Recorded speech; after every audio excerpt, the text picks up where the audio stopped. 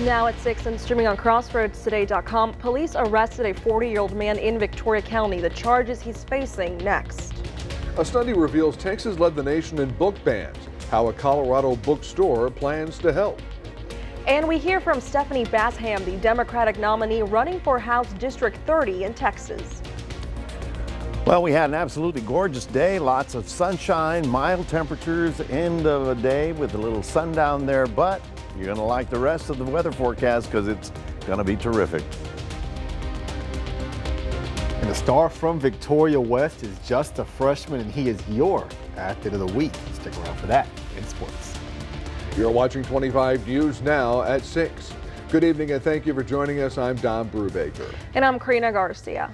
Victoria County deputies arrested a 22-year-old suspect Tuesday. Jordan Martinez is charged with engaging in organized criminal activity. He is in the Victoria County Jail in lieu of $60,000 bond. A 40-year-old suspect faced 3 charges in Victoria County. James Roach faces aggravated assault with a deadly weapon, manufacture and delivery of a controlled substance, and tampering or fabricating evidence with intent to impair charges. He is in the Victoria County Jail in lieu of $110,000 bond.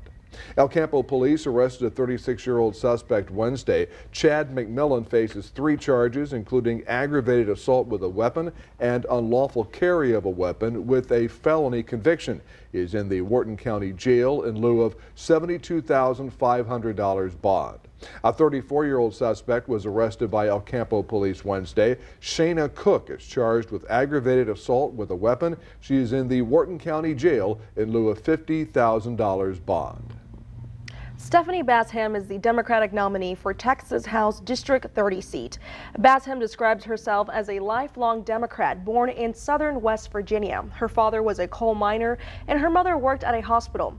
Basham says she grew up in a strong union household with a mindset of work harder, do better, and pass that on to the next generation. I'm just a regular person. I never had political aspirations, but I think it's time that Democrats especially stand up and say that we have a voice in our community. We're here, we're good people, and our ideas are as important as the Republican side of the ticket. Basham says her 3 main areas of focus, if elected, would be restoring women's reproductive rights, keeping money in public schools, and higher wages for all Texas residents. Now, in this general election for November, Basham faces either A.J. Louderback, the former sheriff of Jackson County, or Jeff Bucknight, the former mayor of Victoria. Louderback and Bucknight face off in a runoff election set for May 28th. To learn more about Stephanie Basham, the Democratic nominee for Texas House District 30, and the 2 Republican candidates, come to CrossroadsToday.com. And with that, let's take a look at your forecast with Chief Meteorologist Mac Bettis. It's going to be a great Sunday for barbecue. And today was a Chamber of Commerce. Oh, yeah. Yeah. Oh, yeah. Now, I was at the golf course. Not that I was playing, I was just driving through. And it looked spectacular out there. The definition of springtime. High pressure is the thing that's bringing us this lovely weather. It'll be over our area all the way through until Monday. So your Easter Sunday forecast, well, I'll give you more details coming up in just a few minutes. So stay tuned. We'll be right back. Mac, thank you. A study shows Texas led the nation in book bans last year. That left students in rural Texas with no access to LGBTQ+ books. A Denver bookshop is hoping to change that. It's hard not to be happy inside a children's bookstore. What brings you all in today? The pleasantries are genuine for people like Sophie Nova, who truly love what they do. So we've got little sister, big sister.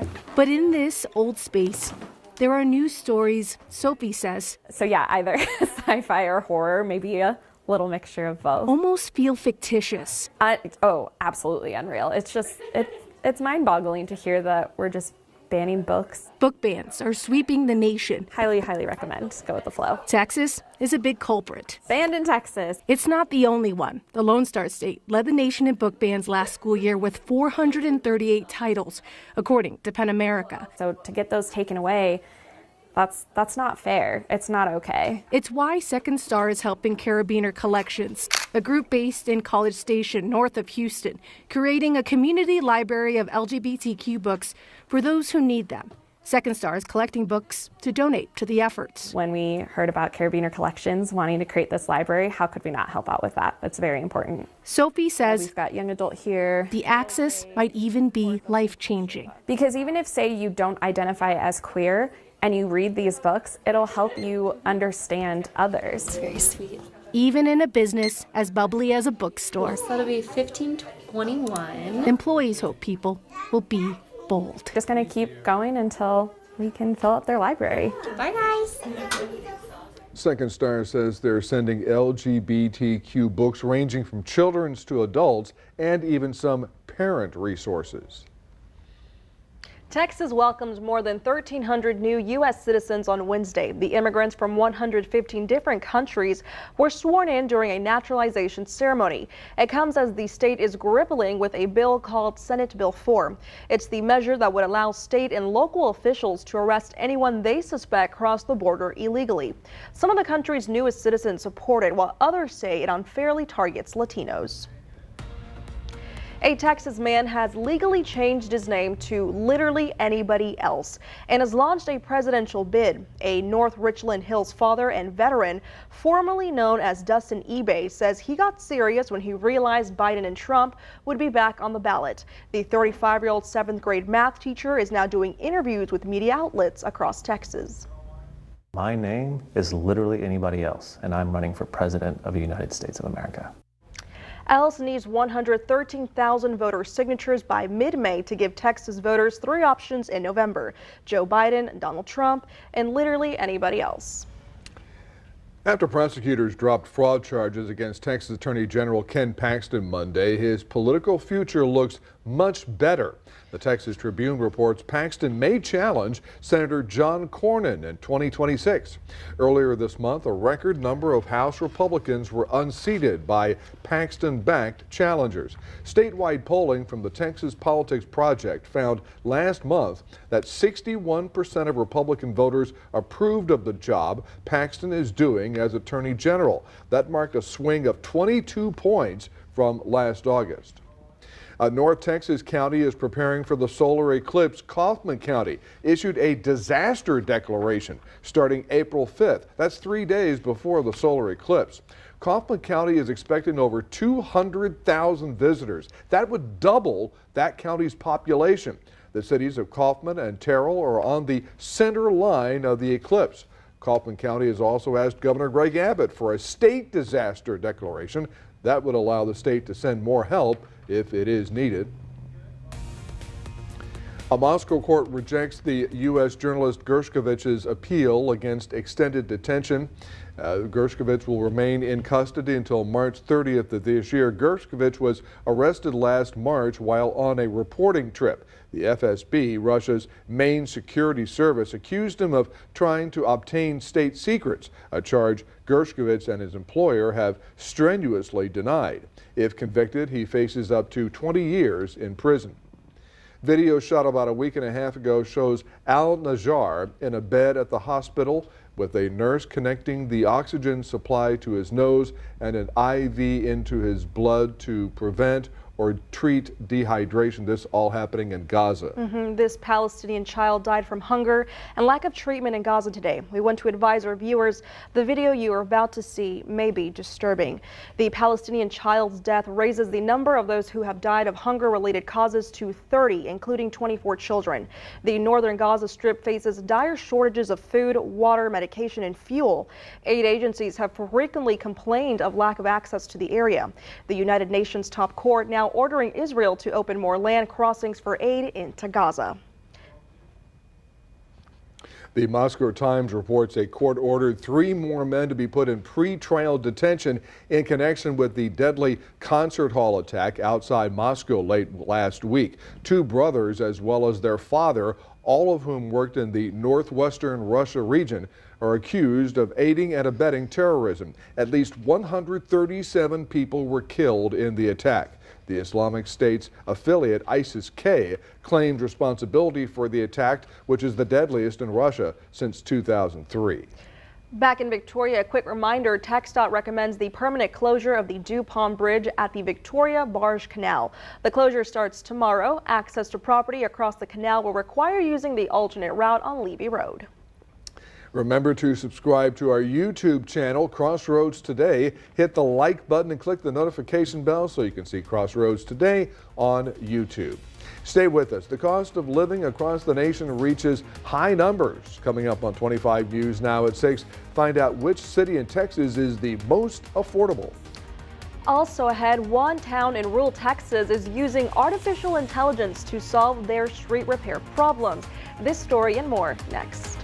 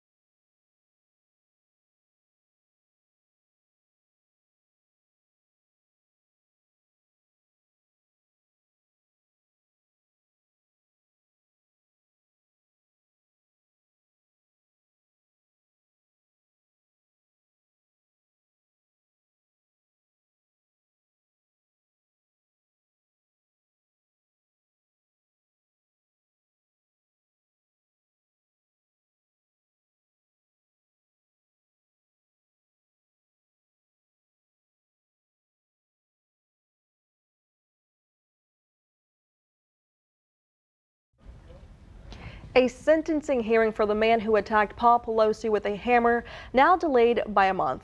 David DePape was originally slated to be sentenced on the assault and attempted kidnapping charges that took place April 24th. That conviction was handed down in federal court for the attack at former House Speaker Nancy Pelosi's home on her husband. But DePape is also facing state charges. A judge rescheduled the sentencing for May 22nd. He could face up to 30 years in prison for the assault conviction and 20 years for attempted kidnapping. Everyone, I think you'd agree. And I mean everyone, yeah. Everyone hates potholes and other road problems. Yeah, and one small town near Abilene is using artificial intelligence to help keep the streets in good condition. Phase one would be partnering with Nexco Highway Solutions. They're based out of Irving, but their main office is in Japan. And it's an innovative technology where a car kind of drives around the city, kind of like a Google car with a whole bunch of cameras on it. Nexco Highway Solutions of America uses artificial intelligence to provide pavement condition ratings. Sealander says the technology will give the city a clearer vision of what roads are in most need of repair. And it'll measure the roadways, the width, the depth, the damaged roads, and bring back an analysis with their roadway engineers to the city council with all their data to show them what needs to be done on the road, what surface materials are needed, what roads need to be done first, and it's really, really neat. The cost of road repairs has been a big concern, and Sealander says the city of Tye took that into consideration. It'll be $270 per mile. But after we get that done, we should probably come in less than $5,000. Whereas, normal traditional roadway surveys with engineers could be anywhere from $80,000 to $100,000. According to Sealander, the road surveys are a big first step in their plan to repair the roads. And the information provided by Nexco Highway Solutions will help them map out a plan. Hopefully, by the end of 2025, beginning of 2026, they will see actual road construction being done on the roadways. Road surveys in Tye are expected to start within a week. Completing that process will take about 3 months. A new study from smartasset.com determined the amount needed to live comfortably in 99 U.S. cities, and those numbers are pretty high. By the way, just living isn't the same as living comfortably. The difference between being able to afford basic pleasures and not living paycheck to paycheck. The average salary needed to live comfortably in a major city is $96,500 for one person, and roughly $235,000 for a family of 4. The highest for an individual is in New York, where you need roughly $138,000 salary to live comfortably, where the lowest is in Houston, where a single adult must earn about $75,000 to live comfortably. Bringing us to your viewer poll. You can scan that QR code right there on your screen to vote. The question is, has the rising cost of living made it harder for you to live comfortably? According to our results, it looks like 70% stand at yes, followed by 27% at no, and 3% are about the same. We want to hear your opinion. Come to crossroadstoday.com/vote to take part, and we're going to have an update on 25 News Now at 10. Speaking of living comfortably, check your lottery tickets. There were no jackpot winners in Wednesday's Powerball drawing worth $873 million. Now the jackpot is worth an estimated $935 million. The last time someone won a Powerball jackpot was in Michigan on New Year's Day, when one winning ticket matched all the numbers for an $842 million prize. Since then, there have been 37 consecutive drawings without a jackpot winner. The next drawing is on Saturday. Do you have your ticket yet, Mac? Yes, I do. It's in my desk, and I, you know, Don, I'm a little weird. Why don't they give 984 people $1 million each? That'd be a better shot, wouldn't you think? That would be too easy. I know, that'd be too easy. The odds wouldn't be Somebody's too going to high. walk away with $1 billion. Unbelievable. Well, folks, we got billion-dollar weather right on through Easter Sunday. Today was absolutely gorgeous. We had a high temperature of 77, 75 right now. That's actually where we're supposed to be this time of year, but for the next few days, we'll start pushing into the mid-80s. So it's going to be on the warm side for your Easter holiday. We'll talk more about that and take a look at the next 7 days in just a moment.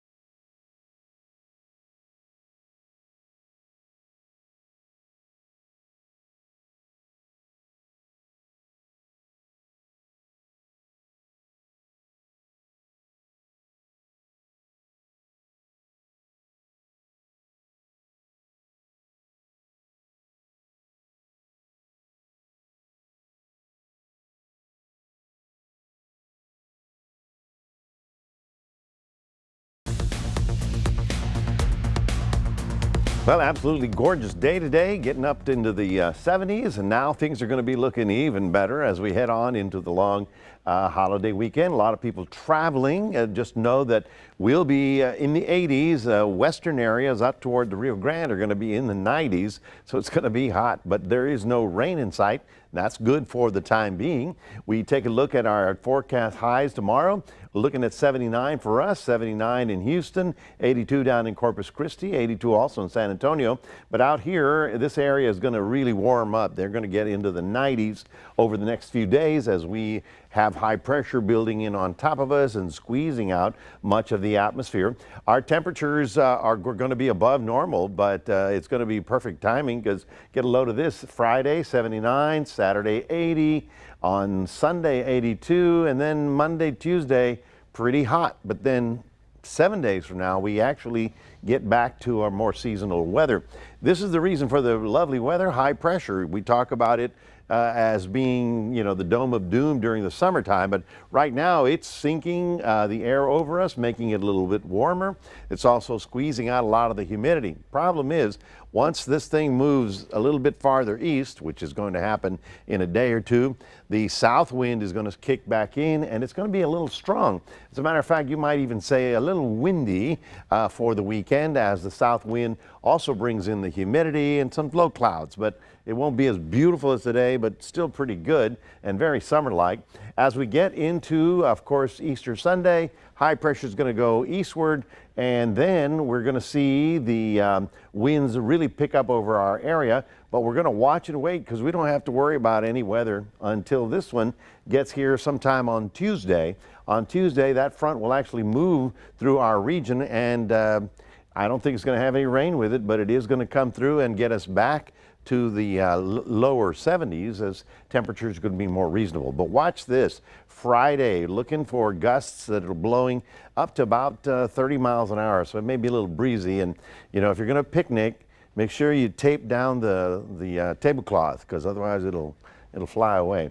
Looking at Port Lavaca, partly cloudy to mostly sunny, upper 70s, not bad at all, and a little bit of a southeast wind. Of course, mostly sunny, very nice in Cuero. That southeast wind up to 25, steady, and then gusting up to almost 30, but you'll get up to about 78 degrees. So all things considered, lots of perfect weather. Good Friday is going to be terrific. Saturday, we start picking up a little bit of cloud cover, but on Easter Sunday, we're going to be on the warm and windy side, getting up to about 82. And we'll stay warm until next Wednesday, when this frontal system comes through and knocks the temperatures back down to what we consider seasonal for this time of year. That's your 7-day forecast, reminding everybody we've got a QR code. Please scan that, put Crossroads Today on your phone. Here's Karina. Thank you, Mac. And now here's sports reporter Zach Brown. Your athlete of the week, helping the Warriors turn it around on the diamond. Hear from him coming up in sports.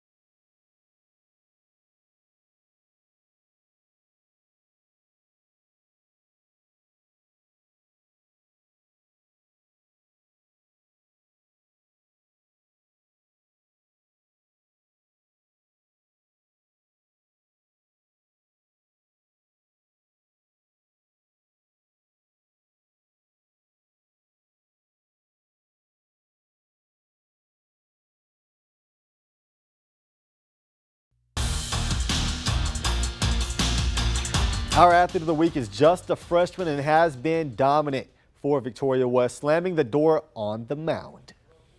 The Victoria West Warriors have been a much better team this year, already surpassing their district wins from last year with 3 so far this year. And Aiden De Leon has been the winning pitcher in 2 of them. He is just a freshman, meaning last year he was at Cade Middle School, and he's loved having the opportunity to show people what he can do so early in his high school days. Feels good playing travel ball growing up and being able to come to high school in Victoria and prove to the people what I can do. I've had a lot of people doubt me, and then just kind of, I guess, continue working, and I use it as like a boost to continue, like, just keep pushing myself to what I can be the best every day. Hayden does an incredible job. He's been a good attribute to the team. He's a great team player, gets along well with his teammates, and they all support him in his role, and him on the mound has really helped us out quite a bit. When Aiden isn't punching out batters, he's getting great defense played behind him, which is something he says gives him even more confidence out on the mound, but also something that head coach Jay Perez mentioned, and he loves how much the guys root for each other each time out. Anytime you can get around young men like this and see them support each other and just really be each other's cheerleaders, it's pretty exciting. The Warriors came into this season determined to make it better than last year, and they just try to take it one game at a time. Aiden knows that despite the great work he and his team have done, there is still more work to be done. Well, obviously it all starts out at practice. Like right now, you just got to continue to be dialed in, lock in, and then it'll show off in the game. Against Ray, Aiden had a huge pitching performance and scored the winning run on the walk-off single, and he also pitched very well against Gregory Portland. He was a dominant force, and they needed every bit of his arm in each of those very close games. As just a freshman, he looks poised to be a dominant force for the Warriors for the next few seasons. Congrats to the Victoria West star, Aiden De Leon, on being our Athlete of the Week. All right, the area round begins today for some soccer teams, and Calhoun looking for yet another big win, trying to go 3 rounds deep. They will be taking on the Lorena Leopards. That game is tonight at 7:30. It will be in LaGrange. So we hope to have a happy final score at 10 for the Sand Crab faithful. And let's go to the hardwood. The Houston Rockets continue to be the hottest team in the NBA. Their winning streak, which is now 10, was threatened by Oklahoma City. A big Jabari Smith corner 3 put them up 2 with about 20 seconds to go. The Thunder forced overtime, but the Rockets prevail. Streak now at 10, and they're 1 game behind the Warriors. And it brings me absolutely no joy to say opening day has been ruined. The Astros led 4-0. They lost 5-4. That is it for your sports. Donna Karina, back to you. Thanks, Zach. We're going to be back in a moment. It was the talk of a Florida neighborhood. An 8-foot alligator was pulled out of a drain pipe in front of a front yard home.